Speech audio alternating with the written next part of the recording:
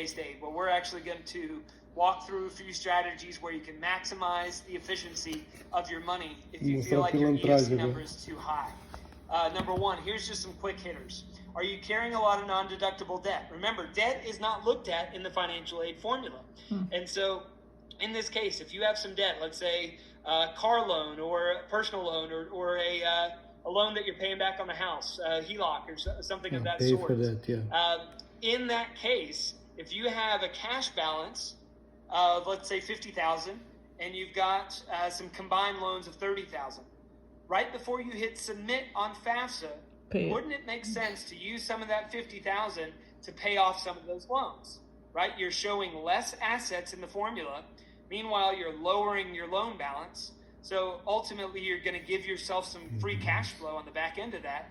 And you're also going to increase your chances at aid eligibility because you're lowering your EFC and increasing your chances for aid at universities. And so, again, that could be just a quick hitter, something that we've seen work well before you press send on a FAFSA application.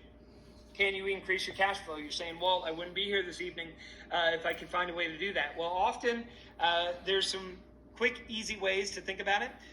Number one, here's something that we see just in meeting with families across the state, is that sometimes if you're paying over on your mortgage, so if you're overpaying to go ahead and increase that equity, great to have ownership of that household, but think about it. If your student is interested in a CSS profile school, so again, there's plenty of them here in state actually that are going to look at home equity.